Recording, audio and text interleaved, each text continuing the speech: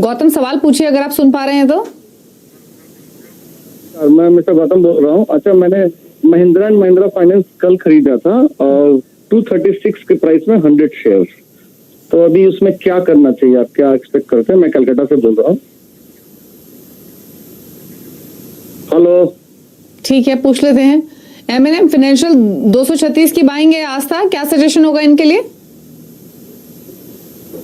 Basically M&M financial की बात करें तो राइट इश्यू भी आ रहा है, जिसकी वजह से आज ही ये एक्स राइट हुआ है। इन्होंने बाइंग की है, लेकिन एक्स राइट के बाद प्राइसेस यहाँ पे 150 के आसपास का आज का क्लोज था। मेरे हिसाब से बिल्कुल ही अपनी बाइंग पोजीशन को कंटिन्यू कर सकते हैं। काफी सारे फैक्टर्स है जो M&M फाइनेंशियल के लिए पॉजिटिव वर्क कर रहे हैं। सबसे पहले तो जो इस बार इन्होंने Q1 ऑफ FY21 में यहाँ पे प्रॉफिट दिखाए थे, बहुत बढ़िया यहाँ पे उछाल आया था प्रॉफिट्स में।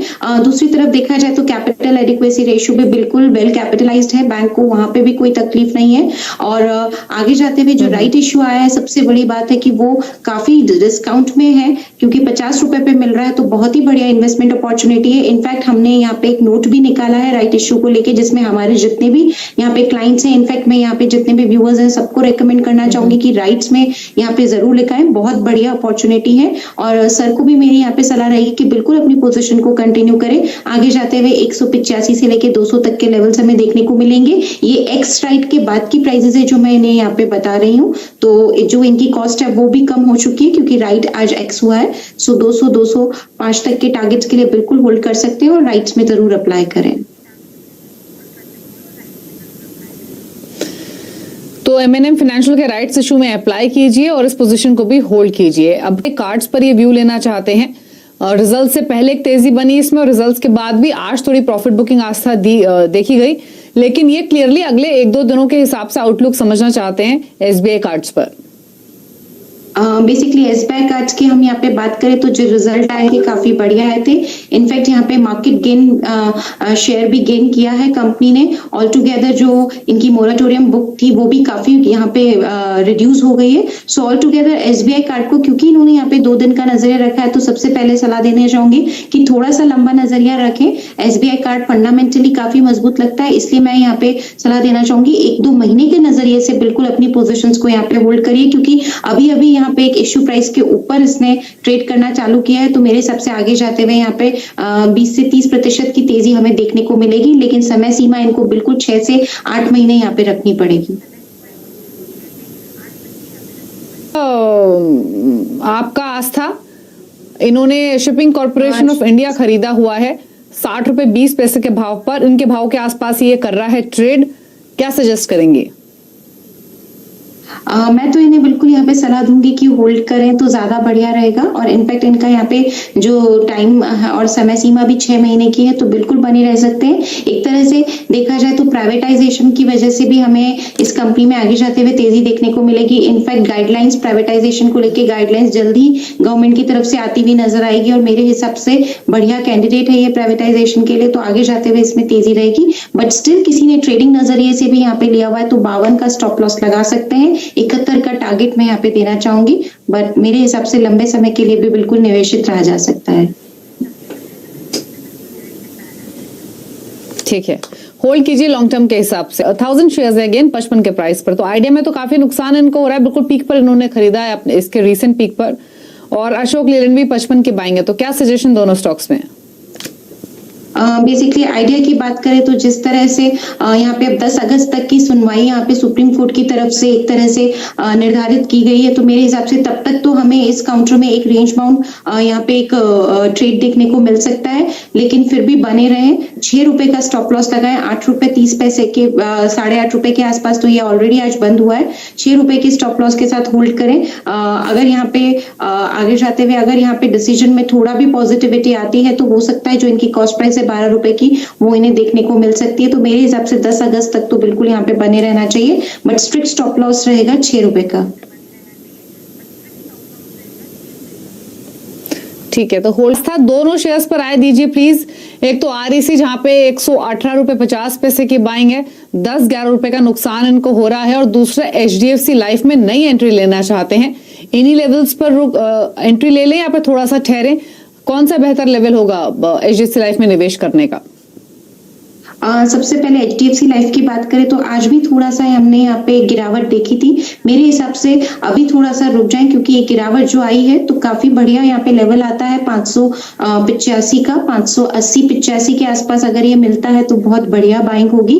तो इन्होंने क्योंकि मेरे से यहाँ पे बाइंग प्राइस पूछा है तो मैं सजेस्ट करना चाहूंगी कि 580-585 के लेवल पे इसमें एक बार निवेश किया जा सकता है, तो वहां तक के लिए वेट करें।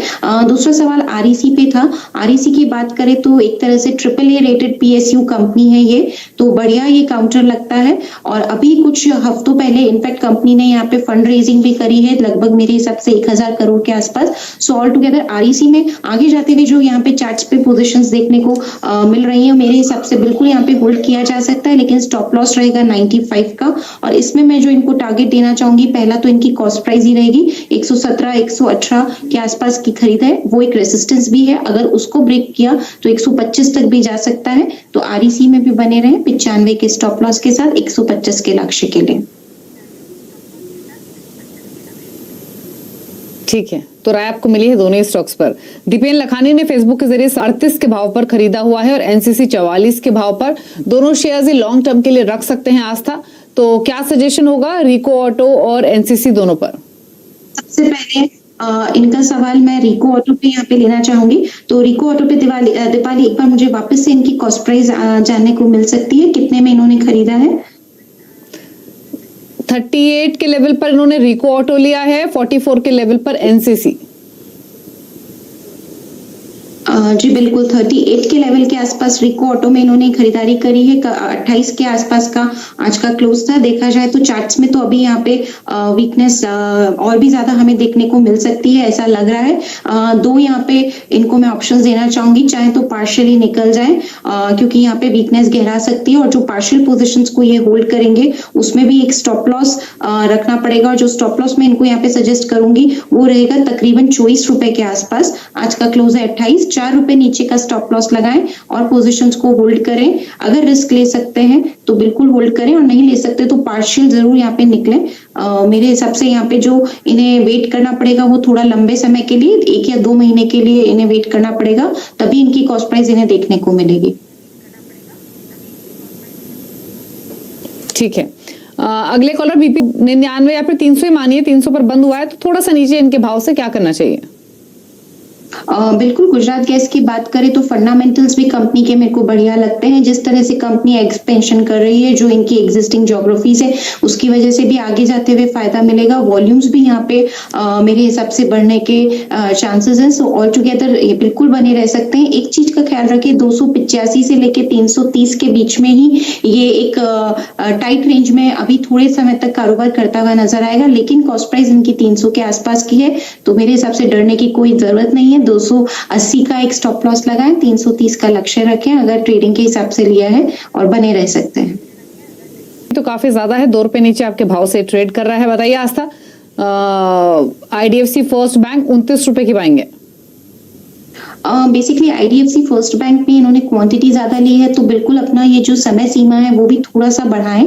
और मेरे हिसाब से यहाँ पे साल भर का अगर एक नजरिया रखेंगे तो ज्यादा अच्छा होगा, क्योंकि जो बैंक के यहाँ पे प्लान्स हैं वो उन्होंने 5 साल का एक लक्ष्य रखा था 2018 में जब मर्जर हुआ था, तो वहां से लेके 5 साल में इनका लक्ष्य था कि जो इनकी रिटेल बुक है उसको ये 70-74% के आसपास लाना चाहते हैं। और बिल्कुल जो ये एक इन्होंने मुहिम है उसमें काफी हद तक कामयाबी भी इनको मिल रही है, तो लंबे समय के लिए बहुत बढ़िया ये बैंक रहेगा। और जिस तरह से जो इनकी लेगेसी अकाउंट थे जहां से कि थोड़ा सा प्रॉब्लम था, जैसे कि इंफ्रास्ट्रक्चर अकाउंट्स वगैरह, तो वहां पे भी अभी बैंक ने धीरे धीरे अपना एक्सपोजर कम किया है और जो लेंडिंग है वो काफी कम की है। तो मेरे को लगता है हर तरह से ये बैंक लंबे समय के लिए बहुत बढ़िया, यहाँ पे एक बढ़िया बैंक निकल के आ सकता है। तो सबसे पहले समय सीमा लंबी रखेंगे, ज्यादा बढ़िया रहेगा। लेकिन फिर भी अगर ट्रेडिंग करना चाहते हैं तो भी स्टॉप लॉस 22 का रहेगा, तो शॉर्ट टर्म के लिए 22 का स्टॉप लॉस लगाएं, 34 का टारगेट रखें, और लॉन्ग टर्म में रखेंगे तो बिल्कुल ये बैंक यहाँ पे बढ़िया रिटर्न्स देगा, ऐसा लगता है।